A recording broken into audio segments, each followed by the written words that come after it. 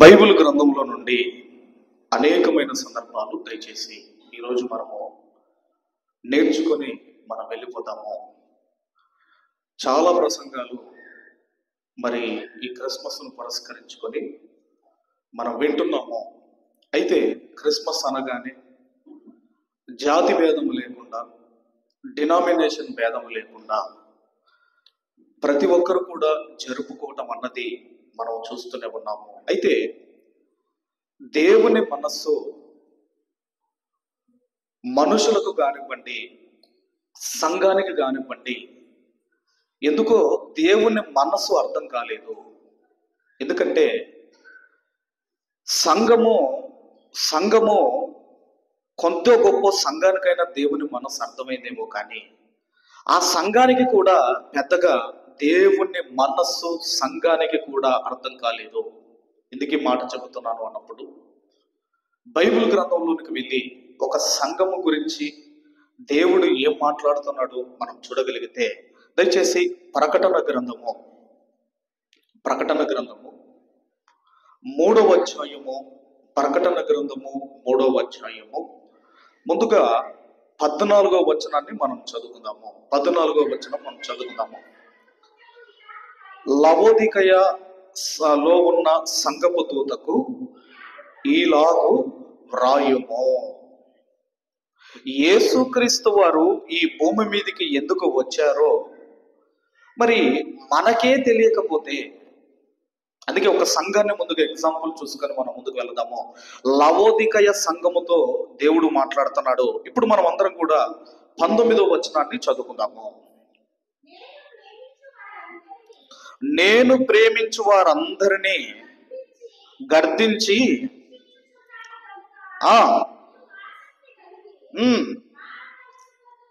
నీవు ఆసక్తి కలిగి మారు మనస్సు పొందుము.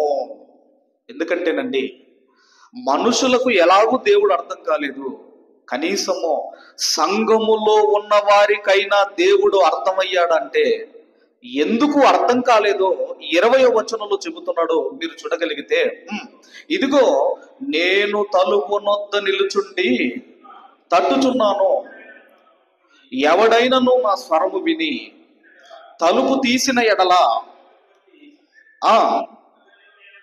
అతనితో నేనును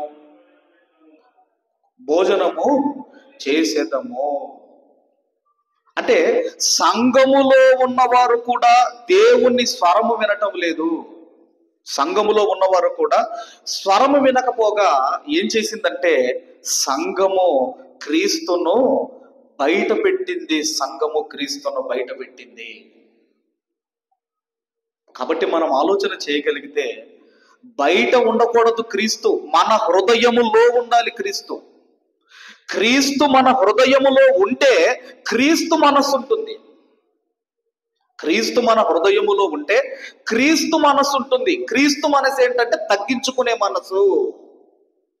ఈ కోపాలు, ఈ పగలు, ఈ ప్రతీకారాలు ఇవన్నీ కూడా ఇంకా మనలో ఉన్నాయి అంటే క్రీస్తు నీ హృదయములో లేడు. నీ హృదయము బయట ఉన్నాడు. ఎందుకంటే క్రైస్తవుడు అనగానే క్రీస్తు మనస్సు కలిగిన వాడు. అందుకే ఏమన్నాడంటే, సూర్యుడు అస్తమించేంత వరకు ఏది నీ మనసులో ఉండకూడదు. అందుకేనండి, సంఘం కూడా ఏం చేసింది, ఆయన స్వరము వినకపోగా యేసుక్రీస్తు వారిని బయట పెట్టింది. అందుకే తలుపు నొద్ద ఉండి నేను తట్టుచున్నాను అంటున్నాడు. కాబట్టి యేసుక్రీస్తు వారు ఈ భూమి మీదకి ఎందుకు వచ్చాడు, యేసుక్రీస్తు వారు ఈ భూలోకములోనికి ఎందుకు ప్రవేశించాడు, ఆయన ఎందుకు ప్రత్యక్షమయ్యాడు అని మనం ఆలోచన చేయగలిగితే, పుట్టాడు అనటం కంటే, యేసుక్రీస్తు వారు పుట్టాడు అనటం కంటే ఆయన రాక జరిగింది. ఎందుకు రాక అంటున్నామంటే, బైబిల్ గ్రంథంలో యోహాను సువార్త 13వ అధ్యాయము, అందరం కూడా యోహాను సువార్త 13వ అధ్యాయము 3వ వచనాన్ని మనం అందరం కూడా చదువుకుందాం. 13వ అధ్యాయం 3వ వచనం. ఇంతకు ముందు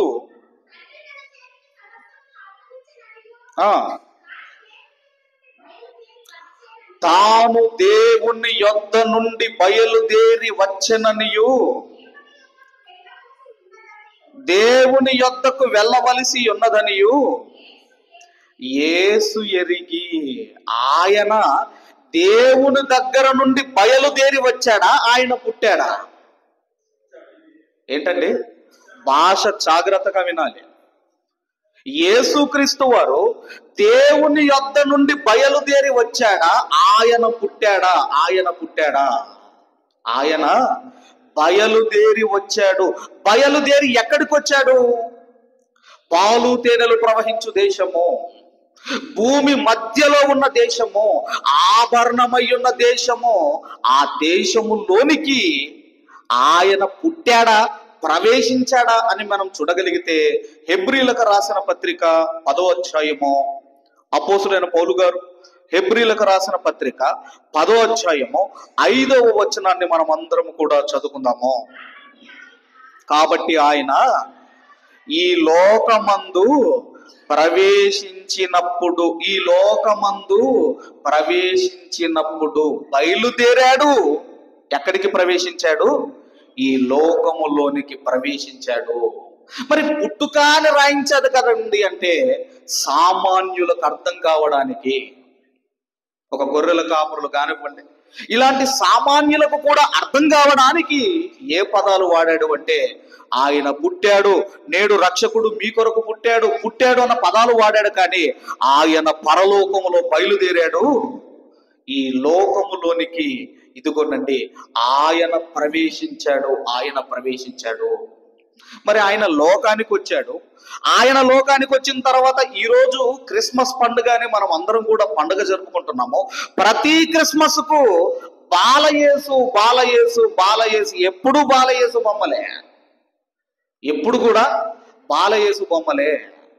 కాబట్టి మనం ఆలోచన చేయగలిగితే యేసుక్రీస్తు వారిని ఆయన ప్రతి పుట్టినరోజు ఆయన ఏం చేస్తున్నాము అంటే బాలయేసుగా మారుస్తున్నాము, బాలయేసుగా మారుస్తున్నాము. ఎవరైనా మీరు జయంతి తీసుకోండి, ఒక గాంధీజీ గారి జయంతి అనుకోండి. గాంధీజీ గారి జయంతి రోజు ఆయన బాల్యంలో ఉన్న ఫోటో తీసుకురామని ఏం చేస్తారంటే ఆయన ఆశయాలు జ్ఞాపకం చేసుకుంటారు. ఆయన నాన్ వైలెన్స్ కానివ్వండి, మద్యము కానివ్వండి, మాంసం కానివ్వండి, ఆ రోజు ఆయన జయంతిని పురస్కరించుకొని ఆయనను గౌరవించి వాటన్నిటిని కూడా ఆ రోజు నుండి అవి అమ్మరు, వాటిని ఎవరు కూడా తీసుకోరు. మరి ఒక గాంధీజీ బర్త్డే రోజు ఆయన ఆశయాలు జ్ఞాపకం చేసుకుంటున్నప్పుడు యేసుక్రీస్తు వారి ఈ జన్మదినం రోజు కూడా మనం ఆలోచన చేయగలిగితే ఆయనకు కూడా కొన్ని ఆశయాలు ఉన్నాయి. ఆయన కూడా ఏం కోరుకున్నాడు మన నుంచి అన్నప్పుడు ఆయన కూడా ఏం ఆశయం ఉందో మీరు చూడగలిగితే పక్కనే 1 పేతురు పత్రిక 2వ అధ్యాయము 21వ వచనాన్ని మనమందరము కూడా చదువుకుంటాం. క్రీస్తు కూడా మీ కొరకు బాధపడి మీరు తన అడుగు జాడల యందు నడుచుకున్నట్లు మీకు మాదిరి ఉంచిపోయెను. యేసు క్రీస్తు వారి యొక్క ఆశయం ఏంటంటే ఇదిగో మనమట క్రీస్తు రక్తములో కడగబడిన మనము ఆయన అడుగులలో అడుగులు వేసుకుంటూ పరలోకానికి రావాలని యేసుక్రీస్తు వారు కోరుకుంటున్నారు. అదండి ఆయన జన్మదినంలో మనకు నేర్పించేది. ఆయన అడుగు జాడల్లో నడుచుకుంటూ పరలోకానికి రావాలని ఆయన కోరుకుంటున్నాడు మన నుండి.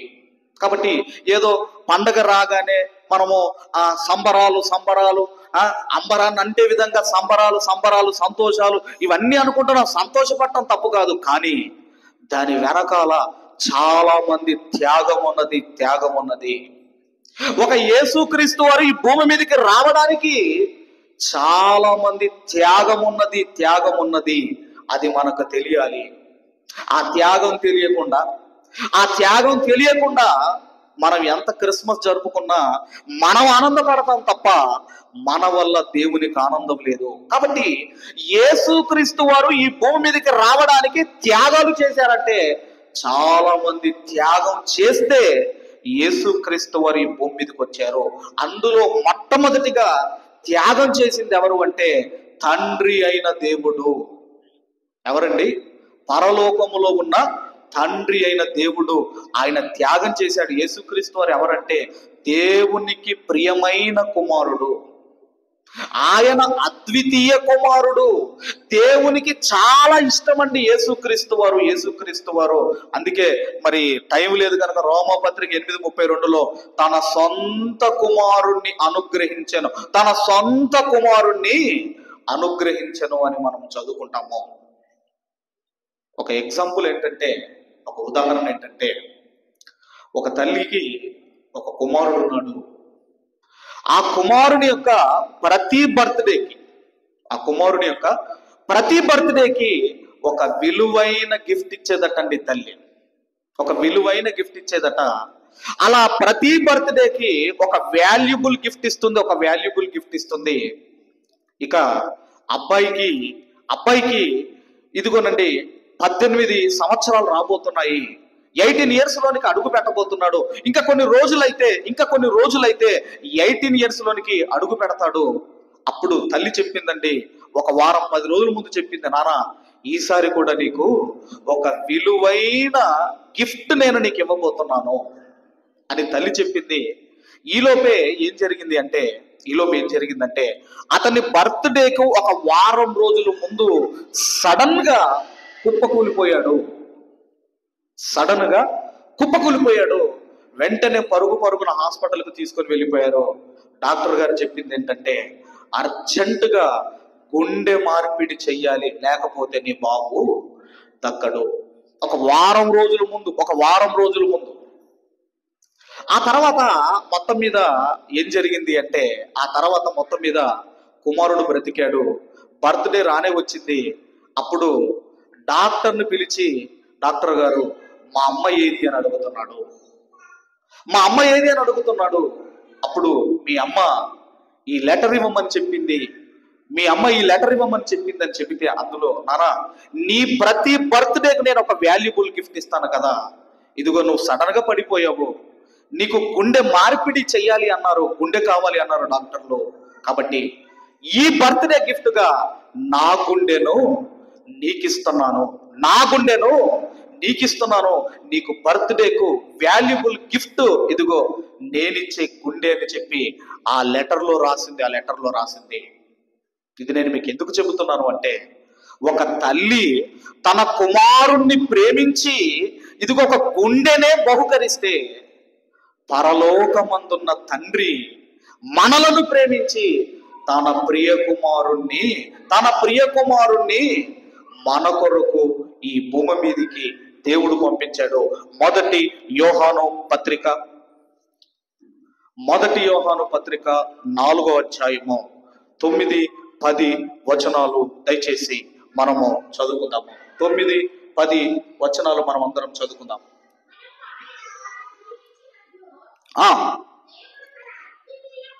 దేవుడు తన అద్వితీయ కుమారుణ్ణి లోకములోనికి పంపెను, దీని వలన దేవుడు మన యందు ఉంచిన ప్రేమ ప్రత్యక్షపరచబడెను. ఇక్కడ కూడా పుట్టెను అని చెప్పటం లేదు. అంటే కుమారుణ్ణి ఈ భూమి మీదకి పంపించి పరలోకమందున్న తండ్రి త్యాగం చేశాడు. ఒక తల్లే గుండె ఇవ్వగా లేనిది పరలోకమందున్న తండ్రి తన ప్రియమైన కుమారుడు ఈ లోకానికి వస్తే ఆయనకు ఏమి జరుగుతుందో తెలిసి యేసుక్రీస్తు వారిని మన కొరకు ఒక గిఫ్ట్ గా దేవుడిచ్చాడు. దయచేసి పిల్లల్లో సైలెంట్ పెట్టన్నారు ఎవరైనా కూడా. మన కొరకు దేవుడు యేసుక్రీస్తు వారిని ఒక గిఫ్ట్ గా ఇచ్చాడు. ఇది తండ్రి చేసిన త్యాగం అయితే, ఇక పరిశుద్ధాత్మ త్యాగం కూడా ఉన్నదండి. పరిశుద్ధాత్మ త్యాగం ఏంటి అని మనం ఆలోచన చేయగలిగితే, యేసుక్రీస్తు వారేమో 3.5 సంవత్సరాలు ఈ భూమి మీద ఉండి ఆయన వెళ్ళిపోవాలి. ఇప్పుడు యేసుక్రీస్తు వారు అంటున్నారు, నేను తండ్రిని వేడుకుంటాను.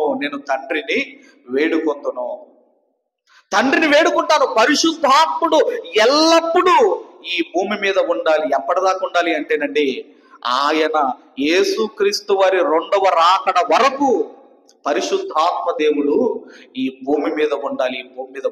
అప్పుడు ఆయన అడగొచ్చు, అప్పుడు యేసుక్రీస్తు వారిని అడగొచ్చు, మీరేమో 33 సంవత్సరాలు ఉన్నారు, నేనేమో మీ రెండవ రాకడ వరకు ఉండాలా? రెండవ రాకడ వరకు ఉండాలా? అవునండి, రెండవ రాకడ వరకు పరిశుద్ధాత్మ దేవుడు ఈ భూమి మీదనే ఉండాలి. అందుకే యేసుక్రీస్తు వారు ఈ భూమి మీదకి రావటంలో, యేసుక్రీస్తు వారిని భూమి మీదకి పంపటంలో పరిశుద్ధాత్మ దేవుని హస్తం కూడా ఉంది. ఒకసారి యెషయా గ్రంథం త్వరగా యెషయా గ్రంథం 48వ అధ్యాయం 16వ వచనాన్ని చదువుకుందాం. యెషయా గ్రంథము 48వ అధ్యాయము 16వ వచనాన్ని మనమందరము కూడా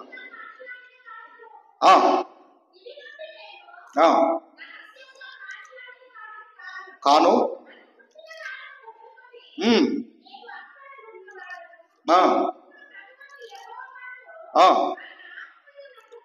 ఇప్పుడు ప్రభువగు యెహోవాయు ఆయన ఆత్మయు నన్ను పంపెను. యేసుక్రీస్తు వారు ఈ భూమి మీదకి రావటానికి వెనకాల ఎవరున్నారు అంటే పరిశుద్ధాత్మ దేవుడు కూడా ఉన్నాడు.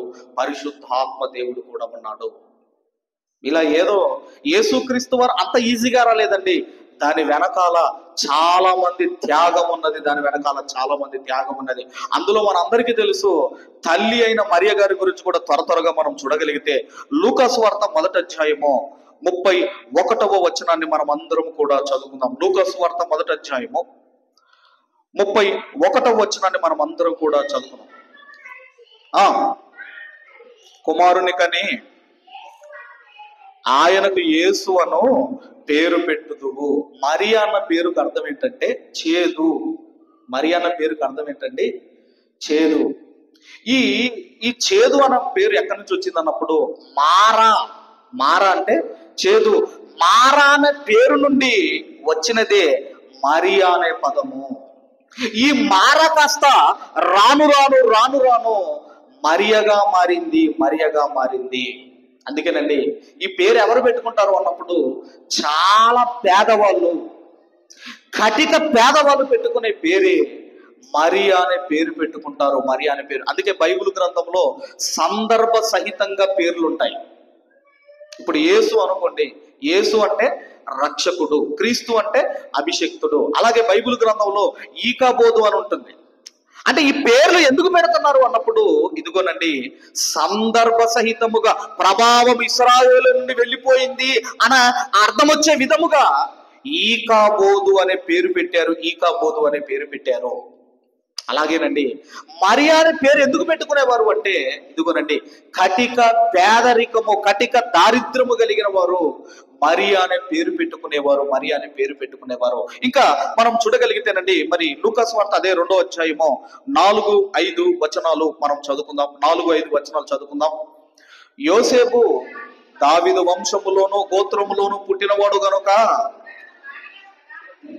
తనకు భార్యగా ప్రదానము చేయబడిన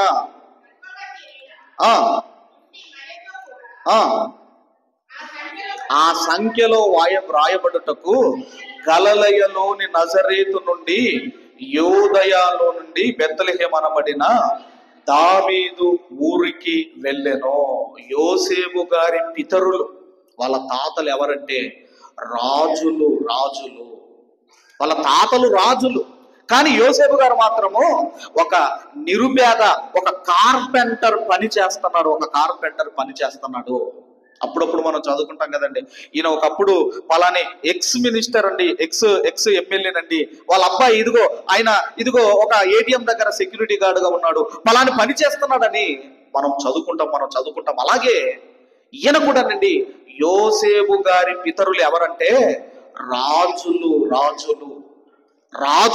రాజవంశము నుంచి వచ్చిన వారు పేదరికమును అనుభవిస్తున్నారు.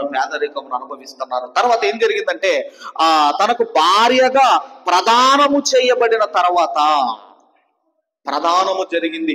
యోసేపు గారికి మరియమ్మ గారితో ప్రదానము జరిగింది. ప్రదానం అంటేనండి యూదుల కల్చర్ ప్రకారము, జీవిస్ కల్చర్ ప్రకారము 3 రకాలుగా 3 స్టెప్పులుగా వాళ్ళ మ్యారేజ్ జరుగుతుంది. చాలా జాగ్రత్తగా వినండి. ఒకటి ఏంటంటే ప్రైవేట్ మ్యారేజ్ అంటే కేవలము బంధువుల మధ్య మాత్రమే దండలు మార్చుకొని చేసుకునేది. తర్వాత మహాసభ ఎదుట సెనేట్రియన్స్ అంటారు వాళ్ళు. సినేట్రియన్స్ అంటారు వాళ్ళు. మహాసభ ఎదుట ఆ తర్వాత వాళ్ళు మ్యారేజ్ చేసుకోవటము. ఇక మూడవది ఏంటంటే బంధువులందరినీ పిలిపించుకొని గ్రాండ్ గా మ్యారేజ్ జరుపుకోవటము. ఈ 3 దఫాలుగా, ఈ 3 స్టెప్పులుగా యూదుల యొక్క మ్యారేజెస్ జరుగుతాయి. ఇప్పుడు ఇక్కడ మనం చూడగలిగితే ఫస్ట్ స్టెప్ అయిపోయింది, సెకండ్ స్టెప్ అయిపోయింది. మరియ గారితో మనం చూడగలిగితే ప్రధానం ఫస్ట్ స్టెప్ అయిపోయింది, సెకండ్ స్టెప్ అయిపోయింది. మనం కూడా మ్యారేజ్ చేసుకునేటప్పుడు ఫస్ట్ ఏం చేస్తామమ్మా? చూపులు కదా. ఏదో మనకు కొంతమంది ఇంపార్టెంట్ బంధువులను పిలుచుకొని చూపులకు వెళ్తాం. ఆ తర్వాత ఎంగేజ్మెంట్ చేస్తాం. ఆ తర్వాత మనము ఇదిగోనండి గ్రాండ్ గా మ్యారేజ్ చేసుకుంటాము. ఎలాగైతే 3 దఫాలుగా జరుగుతుందో యూదుల్లో కూడా 3 దఫాలుగా మ్యారేజ్ చేసుకునేవారు. ఇప్పుడు ప్రధానం జరిగింది, ఆ తర్వాత సెకండ్ స్టెప్ అయిపోయింది. ఇప్పుడు మనం ఆలోచన చేయగలిగితే ఏం జరిగింది అన్నప్పుడండి, అదే లూకాసు వార్త 1వ అధ్యాయము 26వ వచనం నుండి మనము చదువుకుందాం దయచేసి.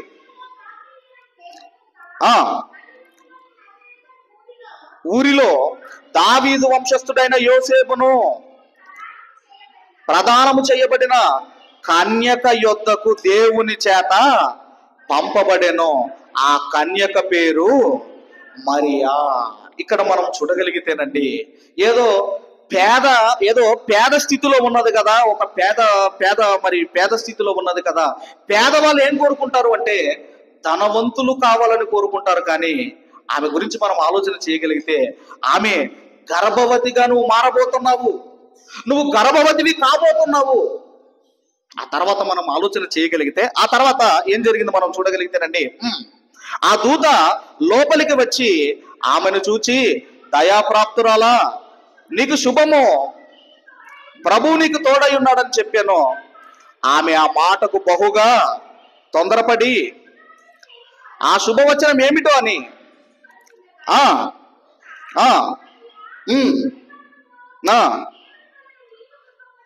దేవుని వలన నీవు కృప పొందితివి. ఒకవేళ భర్తతో సంబంధం లేకుండా ఒకవేళ మరియ గారు గనక ఒకవేళ గర్భవతి అయితే చాలా ప్రాణపాయము మరియ గారికి పొంచి ఉన్నది. ప్రాణపాయము మరియ గారికి పొంచి ఉన్నది.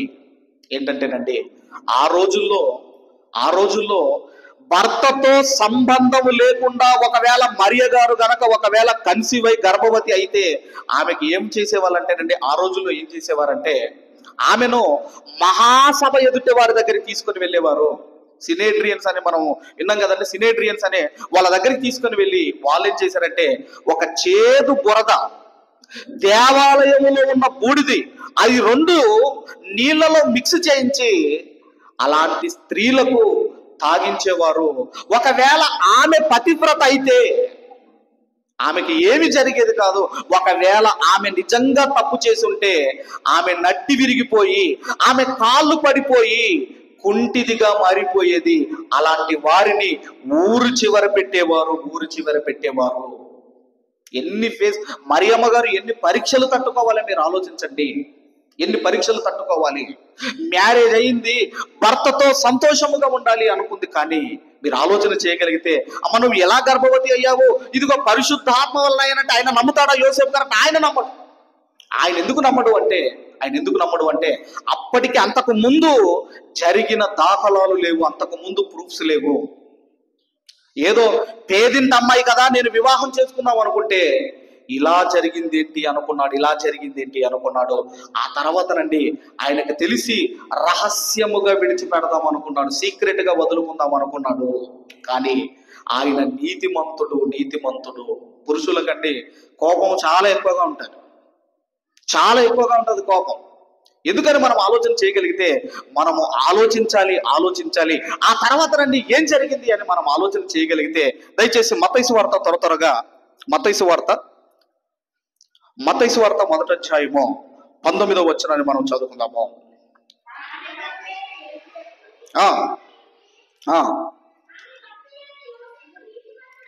నీతిమంతుడయ్యుండి ఆమెను అవమానపరచనొల్లక రహస్యముగా ఆమెను విడనాడ ఉద్దేశించెను. ఏం చేశాడంటే ఆయన రహస్యముగా విడనాడ ఉద్దేశించెను. ఆమెను బ్లేమ్ చేయాలి, ఆమెను అవమానించాలి, రచ్చబండ కీడ్చాలి, ఇదిగోనండి బతుకు జటక బండికి తీసుకెళ్లి ఆమె బతికేందో బయట పెట్టాలి అని అనుకోలేదు ఆయన అనుకోలేదు. ఆయన ఏమనుకున్నాడు అంటే సీక్రెట్ గా వదులుకోవాలి అనుకున్నాడు. ఒక్కసారి గనక అనుమానం ప్రారంభం అయ్యిందా జాగ్రత్త. ఇక్కడేనండి ముంబైలో జరిగిన సందర్భం ఏంటంటే, ఆమె ఏదో హెయిర్ హోస్ట్రిస్ అట. ఈ హెయిర్ హోస్ట్రిస్ ఎలా ఉంటారంటే వాళ్ళు వెయిట్ మెయింటైన్ చేయాలట. వాళ్ళు ఏం మెయింటైన్ చేయాలి? వెయిట్ మెయింటైన్ చేయాలి. ముఖం మీద కూడా మచ్చలు ఉండకూడదటండి. అయితే ఆమె రోజు ఈ మొహంను మరి మేకప్ వేసుకోవటం కానివ్వండి, ఇవన్నీ రోజు వెయిట్ చెక్ చేసుకోవటం, ఇవన్నీ చూస్తుంటే భర్తకు అనుమానం స్టార్ట్ అయింది. ఆమె ఎంత చెప్పినా వినటం లేదు. లేదు నువ్వు ఇంత అందంగా రెడీ అయ్యి వెళ్తున్నావు, నువ్వు ప్రతిదినం వెయిట్ చేసుకు, ఇదంతా కూడా భర్తకు అనుమానం స్టార్ట్ అయింది. ఇలాగ ఏం జరిగిందంటే ఆమె సూసైడ్ చేసుకొని చనిపోయింది. అంటే దేనివల్ల? అనుమానం అన్నది ఎంత పెద్ద రోగం అంటే, ప్రపంచంలో ఉన్న వ్యాధులన్నిటికంటే ఏదండి పెద్ద రోగం అంటే అనుమానం అనే రోగము. అది పుట్టించేది ఎవడంటే సాతానుగాడు పుట్టిస్తాడు. ఇది నిజమా? అందుకేనండి అనుమానం పెనుభూతం అన్నారు. అనుమానం వచ్చిందా అయితే ఆయనైనా పోతాడు, నువ్వన్న పోతావు. అందుకేనండి అనుమానం అన్నది రాకూడదు. ఇప్పుడు యోసేపు గారికి అనుమానం వచ్చింది. ఒకవేళ మరియమ్మ గారు లేదయ్యా, నా తప్పు చెయ్యలేదయ్యా అంటే ఆయన నమ్మడు. ఎందుకు నమ్మడంటే అంతకు ముందు పరిశుద్ధాత్మ వలన కన్యక గర్భవతి అయిన దాఖలాలు అంతకు ముందు లేవు. కాబట్టి మనం ఆలోచన చేయగలిగితే ఒక మరియమ్మ గారు ఇదిగోనండి మ్యారేజ్ అయిన తర్వాత ఆమె కోరికలు చంపుకుంది, మ్యారేజ్ అయిన తర్వాత ఆమె ఆలోచనలు చంపుకుంది, మ్యారేజ్ అయిన తర్వాత భర్తతో దగ్గర ఉండాలి అన్న కోరికలన్నీ కూడా చంపుకుంది. మ్యారేజ్ అయిన భర్తకు దూరముగా బ్రతికిందండి. ఎందుకంటే ఒక మహనీయుడు ఈ లోకములోనికి రావాలి అంటే నేను త్యాగం చేయాలి. అవసరమైతే నా ప్రాణం పోయినా పర్వాలేదు. ఒక మహనీయుడు ఈ భూమికి రావాలి అంటే నేను కోరికలు చంపుకుంది ఆమె ఆలోచనలు చంపుకుంది. భర్తకు దూరంగా ఒక మరియ గారు బ్రతికారు. ఆమె త్యాగం కనపడుతుంది. ఇప్పుడు ఎంతమంది కనిపించారండి? ఒక దేవుడు, తండ్రి అయిన దేవుడు, పరిశుద్ధాత్మ త్యాగం, అలాగే మరియమ్మ గారి త్యాగం, అలాగే యోసేపు గారి త్యాగం కూడా మీరు చూడగలిగితే, యోసేపు గారు కూడా మరి ఆయన ఏం త్యాగం చేశాడని మీరు చూడగలిగితే దయచేసి ద్వితీయోపదేశ కాండము, అందరు కూడా ద్వితీయోపదేశ కాండము 24వ అధ్యాయము 5వ వచనాన్ని మనం చదువుకుందాం. 24వ అధ్యాయం 5వ వచనాన్ని మనం చదువుకుందాం. ఒకడు క్రొత్తగా ఒక దానిని పెండ్లి చేసుకొని సేనలో చేరిపోకూడదు, అతనిపై ఏ వ్యాపార భారమును మోపకూడదు. ఏడాది వరకు తీరిగ్గా అతడు తన ఇంట ఉండి తాను పరిగ్రహించిన భార్యను సంతోష పెట్టవలెను. అమ్మయ్య, నాకు మ్యారేజ్ అయిపోయింది, 1 year వరకు నేను హ్యాపీగా ఉండవచ్చు అనుకున్నాడు. నా భార్యతో నేను 1 year వరకు హ్యాపీగా ఉండవచ్చు అనుకున్నాడు. 1 year వరకు నండి వాళ్ళు ఏ పని చేయకూడదు. మరి ఎవరు పోషించాలంటే అత్తమామలు పోషించాలి. ఇది ఎవరి కల్చర్ అంటే? ఇది యూదుల కల్చర్. ఇది యూదుల కల్చర్. 1 year వరకు వారు బయటికి వెళ్ళకూడదు. ఇదిగోనండి అత్తమామ పోషించాలి. ఆయన అనుకున్నాడు, యోసేపు గారు మ్యారేజ్ అయింది, 1 year వరకు హ్యాపీగా ఉండాలనుకున్నాడు. కానీ ఎక్కడ హ్యాపీ ఉంది చెప్పండి? దేవదూత ప్రత్యక్షం కావటం ఎక్కడికి వెళ్ళమన్నదండి? ఇదిగో నువ్వు ఎక్కడికి పారిపోవాలి, నువ్వు ఐగుప్తుకు పారిపో. ఎక్కడికి వెళ్ళమంటే అక్కడికి పారిపోతున్నాడు. పోనీ ఏమన్నా ధనవంతులు అంటే ధనవంతులు కాదు, కటిక పేదవాళ్ళు, నిరుపేదలు ఒక ప్రాంతము నుంచి ఒక దేశం నుంచి మరొక దేశానికి వెళ్ళి అక్కడ సెటిల్ అయ్యి అక్కడ బతకాలి అంటే ఎంత కష్టం మీరు ఆలోచించండి. మరలా ఎక్కడికి, మనం ఒక మూలవాక్యం మనం చదువుకుంటాం కదా, లూకాసు వార్త 2వ అధ్యాయం 1వ వచనం నుండి మొదటి వచనం మనం చదువుకుంటాం కదండి. చదవండి త్వర 4 నుంచి చదవండి. యోసేపు దావీదు వంశంలోను గోత్రంలోను పుట్టినవాడు గనక తనకు భార్యగా ప్రదానము చేయబడిన గర్భవతి అయి ఉండి మరియతో కూడా ఆ సంఖ్యలో వ్రాయుటకు గలిలయలోని నజరేతు నుండి యూదయలోని బెత్లెహేము అనబడిన దావీదు ఊరికి వెళ్ళెను. ఎక్కడికి తీసుకెళ్ళాడటండి? మీరు మ్యాప్ చూడండి. తర్వాత మన వెనకాల మ్యాప్ ఉంటుంది. పై భాగంలో ఏముంటుందంటే గలిలయ దేశం అని ఉంటుంది.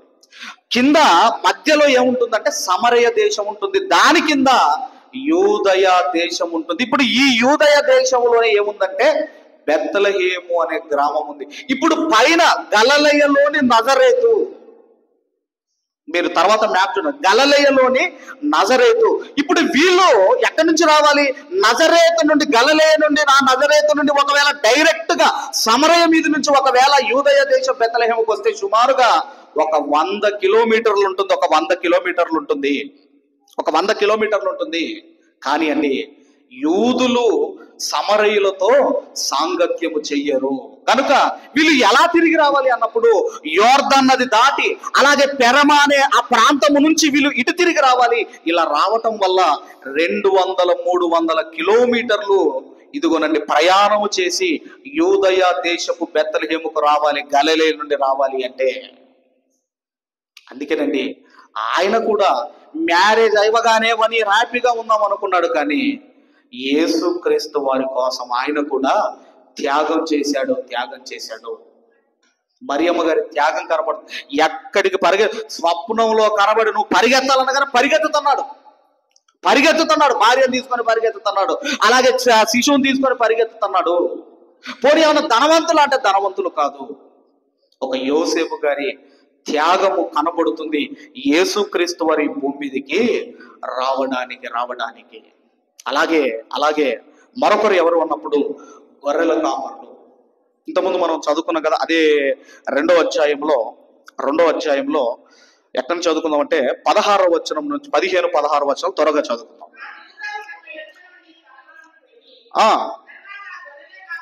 తర్వాత గొర్రెల కాపరు జరిగిన ఈ కార్యమును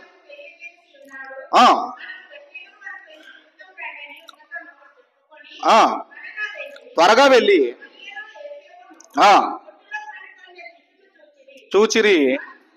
వారు చూచి ఈ శిశువును గూర్చి తమతో చెప్పబడిన మాటలు ప్రచురము చేసిరి. గొర్రెల కాపర్లు ఏం త్యాగం చేశారండి? గొర్రెల కాపర్ల త్యాగం ఏమున్నదండి అని మీరు అనుకోవచ్చు. కానీ ఆ రోజుల్లో ఆస్తి అంటే ఏంటంటే పశువు సంపద. ఆస్తి ఏంటండి? పశువు సంపద. మందను కాస్తున్నారు వాళ్ళు. ఎందుకు కాస్తున్నారు అంటే ఆ రోజు మరి తోడేళ్ళు కావచ్చు, పులులు కావచ్చు, ఇవన్నీ కూడా దాడి చేసి ఎత్తుకెళ్ళేటివి కనుక మందను కాస్తున్నారు. దేవదూత ప్రత్యక్షమైంది. చెప్పగానేనండి త్వరగా వారి మందలు గొర్రెలన్నీ విడిచిపెట్టి యేసును చూడడానికి వెళ్ళారు. అంటే ఏం విడిచిపెట్టి వెళ్ళారు వాళ్ళు? వాళ్ళ సంపద అక్కడ విడిచిపెట్టి యేసును చూడడానికి వెళ్ళారు. వాళ్ళ త్యాగం కూడా కనపడుతుందండి. అదే వాళ్ళ ఆస్తి గొర్రెల కాపరుల ఆస్తి. అలాగే జ్ఞానుల త్యాగం కూడా మనకు కనపడుతుంది. జ్ఞానులు కూడా అండి ఎక్కడో తూర్పు దిక్కున ఆయన నక్షత్రం కనపడితే భార్య బిడ్డలకు దూరమై సుమారుగా బిలో 2 years ప్రయాణం చేసి యేసుక్రీస్తు వారు ఉన్న ఇంటికి వచ్చారు. వాళ్ళ త్యాగం కూడా మనకు కనబడుతుంది. వీళ్ళందరూ త్యాగం చేశారు. ఇక యేసుక్రీస్తు వారు కూడా ఆయన మన కొరకు ఏం త్యాగం చేశాడని మనం ఆలోచన చేయగలిగితే ఆయన దేవునితో సమానుడు అని అది మన ఫిలిప్పీలకు రాసిన పత్రిక 2వ అధ్యాయము. ఆ మాట దయచేసి ఒక్కసారి చదువుకొని ముందుకెళ్తాం. ఫిలిప్పీలకు రాసిన పత్రిక 2వ అధ్యాయము త్వరగా 2వ అధ్యాయము 5వ వచనం నుంచి త్వరగా చదువుకున్నాం. 5వ వచనం నుంచి చదువుకున్నాం. చదవమ్మా. క్రీస్తు యేసు కలిగిన ఈ మనస్సును మీరును కలిగి ఉండుడి. ఆయన దేవుని స్వరూపము కలిగిన వాడయుండి దేవునితో సమానముగా ఉండి, దేవునితో సమానుడుగా ఉండి, equal to God, not less than God. ఆయన దేవునితో సమానుడు, దేవునితో సమానుడు. ఎలా వచ్చాడు అంటే సింహాసనమును విడిచిపెట్టి ఒక పశువుల తొట్టిలోనికి వచ్చాడు ఆయన. ఆయన ఎలా వచ్చాడు అంటే పుట్టుడేవ రాజుగా పుట్టి ఒక నిరుపేద కుటుంబములో బ్రతికాడు. ఆయన ఎలా వచ్చాడు అంటే ఒక బంగారు లోకమును విడిచిపెట్టి ఆఫ్టర్ ఆల్ ఈ మట్టి లోకంలోనికి వచ్చాడు. ఈ మట్టిలోనికి లోకంలోనికి వచ్చాడు అంటే మన భాషలో డూప్లెక్స్ బిల్డింగ్ వదిలిపెట్టి ఇదిగోనండి పూరి గుడిసెలోనికి వచ్చినట్టుగా ఈ లోకానికి రావటం అంటే యేసుక్రీస్తు వారు కూడా మన కోసం త్యాగం. ఆయన ఏమేమి త్యాగం చేశాడు అంటే ఒకసారి మార్క్స్ వార్త 3వ అధ్యాయం త్వరగా 20వ వచనం చదవండి. త్వరగా మార్క్స్ వార్త 3వ అధ్యాయం 20వ వచనం. మార్క్స్ వార్త 3వ అధ్యాయం 20వ వచనం చదవమ్మా. 20వ వచనం. ఆయన ఇంటిలోనికి వచ్చినప్పుడు జనులు మరలా గుంపు కూడి వచ్చిరు కనుక భోజనము చేయుటకైనను వారికి వీలు లేకపోయేను. యేసుక్రీస్తు వారికి తినడానికి టైం లేదండి. ఏమనుకోనంటే మాకు మాట అడుగుతాను, వండుకొని వచ్చిన వాళ్ళు ఎంతమంది అమ్మ? ఇక్కడ ప్రిపేర్ చేసుకునే వచ్చామన్న వాళ్ళు ఎంతమంది? దయచేసి ఏమనుకో, అందరూ వండుకొని వస్తారు.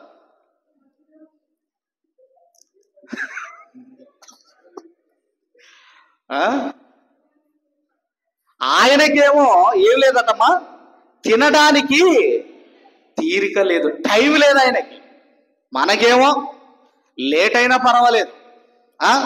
ఇంకొక మాట చూడండి, అదే మార్క్స్ వార్త 6వ అధ్యాయం 31వ వచనం. 6వ అధ్యాయం 31వ వచనం. అప్పుడు ఆయన అరణ్య ప్రదేశంలోనికి వచ్చి కొంతసేపు అలసట తీర్చుకొనుడని చెప్పాను.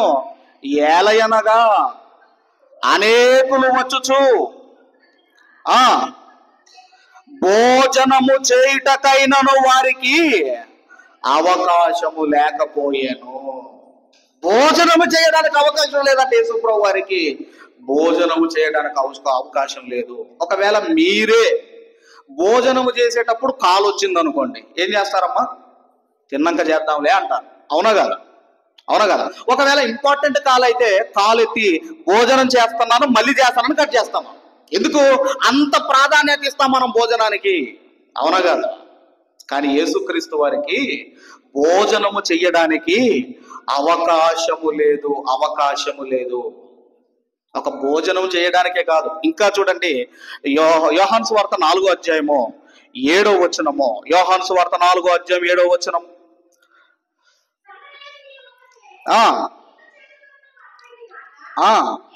యేసు నాకు దాహమునకిమ్మని ఆయన అడిగాను. అంటే నీళ్లు తాగడానికి కూడా ఆయనకి టైము లేదు. అందుకే అన్నాడు దప్పిగొనుచున్నాను అని మన బైబిల్ గ్రంథంలో చదువుకుంటాము. తాగడానికి టైం లేదండి ఆయనకి, తినడానికి టైం లేదండి మన రక్షకుడికి యేసుక్రీస్తు వారికి. అదే కాదండి ఇంకా ఏమి లేదు ఆయనకి. మత్తయి సువార్త 8వ అధ్యాయం 20వ వచనంలో ఇంకా ఏమి లేదండి ఆయనకి. మత్తయి సువార్త 8వ అధ్యాయం 20వ వచనం త్వరగా. అందుకు యేసు నక్కలకు బొరియలును ఆకాశ పక్షులకు నివాసమును కలవు గాని మనుష్య కుమారునికి తలవాల్చుకొనుటకైనను స్థలము లేదని అతనితో.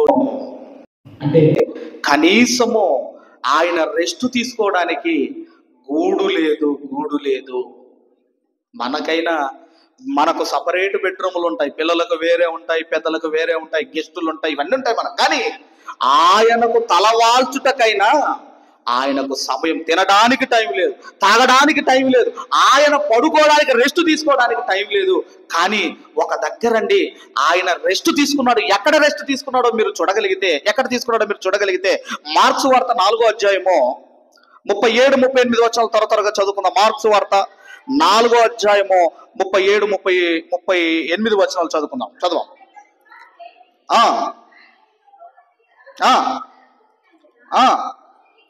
దోణి నిండిపోయేను, ఆయన దోణి ఆ ఆ తలవాల్చుకొని నిద్రించుచుండెను. ఒకవైపు తుఫాను, ఈ తుఫానులో యేసుక్రీస్తు వారు నిద్రిస్తున్నారు. తుఫానులో యేసుక్రీస్తు వారు నిద్రిస్తున్నారంటే మీరు ఆలోచించండి అమ్మా. అసలు తుఫాను వాటర్ అంతా కూడా, వర్షం అంతా కూడా మీద పడుతుంటే ఆయన ఎలా నిద్రిస్తున్నాడు? ఆయన ఎలా నిద్రిస్తున్నాడు అంటే ఆ మహనీయుడు ఎంత అలిసిపోయి ఉంటాడు, ఎంత అలిసిపోయి ఉంటాడు. ఎందుకంటేనండి, ఎంత అలిసిపోతే అంత నిద్రపోతాం మనము. ఎంత అలిసిపోతే అంత గాఢ నిద్రలోనికి వెళతాము.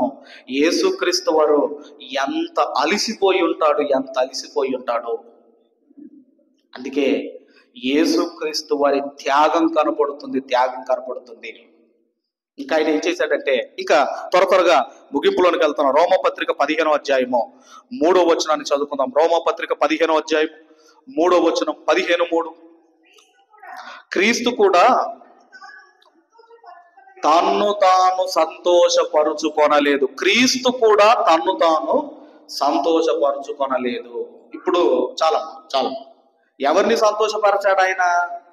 ఎవరిని సంతోషపరచాడమ్మా? దేవుణ్ణి సంతోషపరచాడు. ఇప్పుడు మనం ఎవరిని సంతోషపరచాలి?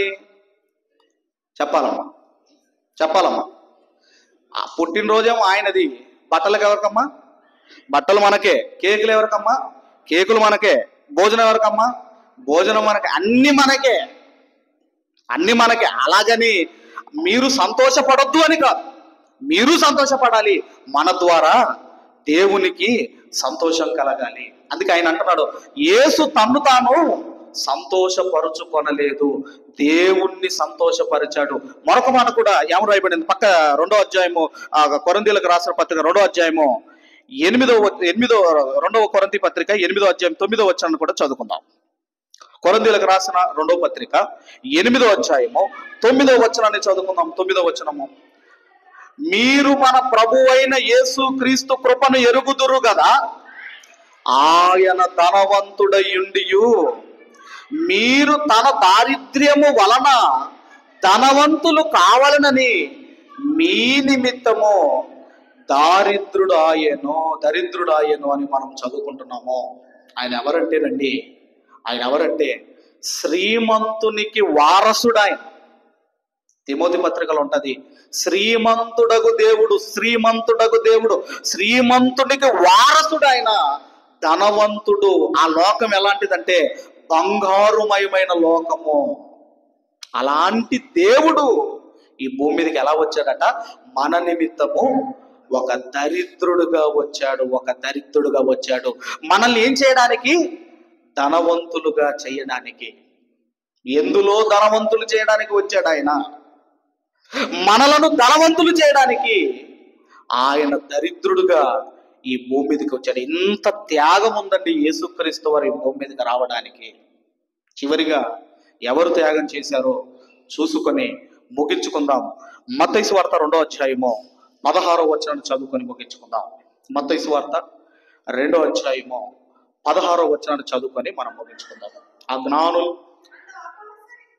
అపహసించిరని హేరోదు గ్రహించి బహు ఆగ్రహము తెచ్చుకొని తాను జ్ఞానుల వలన వివరముగా తెలుసుకున్న కాలమును బట్టి బెత్లెహేములోను దాని సకల ప్రాంతములోను 2 సంవత్సరములు మొదలుకొని తక్కువ వయసు గల మగ పిల్లలందరినీ వధించెను. యేసుక్రీస్తు వారు కోసము బిలో 2 years ఉన్న మగ పిల్లలందరూ కూడా బలైపోయారు. పిల్లలందరూ కూడా త్యాగం చేశారు. మరి ఈరోజు ఎంతమంది దేవుని త్యాగం కనపడుతుంది, పరిశుద్ధాత్మ త్యాగం కనపడుతుంది, మరియమ్మ గారి త్యాగము, యోసేపు గారి త్యాగము, గొర్రెల కాపరులు, జ్ఞానులు, యేసుక్రీస్తు వారు, పసిపిల్లలు ఎంతమంది త్యాగం చేస్తుంటే ఈరోజు ఆ యేసుక్రీస్తు వారి కొరకు మీరు చేసిన త్యాగం ఏంటి? మీరు ఆలోచించండి. ఏం త్యాగం చేశారండి యేసుక్రీస్తు వారి కొరకు? పోనీ ఆదివారం ఏమైనా వస్తారా? ఆదివారం ఏమైనా ఏదైనా ప్రోగ్రాం అన్ని క్లోజ్ చేసుకొని చర్చికి వెళ్దామని ఏమైనా ఉంటుందా? ఏం త్యాగం చేస్తున్నారు మీరు దేవుని కోసము? అసలు మీ హృదయంలో ఉన్నాడా, బయట ఉన్నాడా? ఏం త్యాగం చేస్తున్నాం మనం యేసు కోసం? మనం చేసిన త్యాగం ఏంటి? ఎంతమంది త్యాగాలు చేస్తే కానీ యేసుక్రీస్తు వారి ఈ భూమి మీదకి రాలేదే. మరి మనమేం త్యాగం చేస్తున్నావా? టైంను త్యాగం చేస్తున్నావా? ఓ ఆహారాన్ని త్యాగం చేస్తున్నావా? నీ జ్ఞానం త్యాగం చేసి, నీ ధనం త్యాగం, ఏం త్యాగం చేస్తున్నావు? ఏం త్యాగం చేస్తున్నావు? ఎన్ని రోజులు బ్రతుకుతాం? ఒకవేళ మరణిస్తే ఎక్కడికి వెళ్తాం మనము? కాబట్టి ఆయన అడుగుతాడు నిన్ను, నేను నీ కొరకు ఎంత త్యాగం చేశానే, నా కొరకు నువ్వు ఏం చేశావు, నా కొరకు ఏం చేసావు అని అడిగితే ఏమి మీ దగ్గర ఉన్న సమాధానం ఏంటి? సమాధానం ఏంటి? కాబట్టి ఈరోజు యేసుక్రీస్తు వారి ఈ భూమి మీదకి రావడానికి అంత ఈజీగా ఆయన భూమి మీదకి రాలేదు. ఎందరో త్యాగాలున్నాయి. ఆ త్యాగాల వల్ల యేసుక్రీస్తు వారి భూమి మీదకి వచ్చాడు. కనీసం నేను ఈ సంవత్సరం ఎండింగ్లోకి వచ్చాం మనం అందరం కూడా. దేవునికి టైం ఇవ్వండి. దేవునికి వేరుగా ఉండి మీరు ఏమి చేయలేరు. గుర్తుంచుకోండి, దేవునికి సమయం ఇవ్వకుండా, దేవునికి టైం ఇవ్వకుండా మీరు దేవుని నుంచి ఏమి పొందుకోలేరు. కాబట్టి ఏమి త్యాగం చేశామో ఒక్కసారి మన జీవితాన్ని పరిశీలన చేసుకొని మనమందరము కూడా సంతోషముగా, ఆనందముగా ఈ క్రిస్మస్ సెలబ్రేట్ చేసుకోవాలని కోరుకుంటూ ఈ నా మాటలు ముగిస్తున్నాను. దేవుడు మనందరిని దీవించి ఆశీర్వదించును గాక. ఆమేన్, ఆమేన్. ఈ సమయంలో వాక్య ఫలింపు కొరకు శ్రీమతి ఎస్ ధనసుందరి ప్రభుదాసమ్మ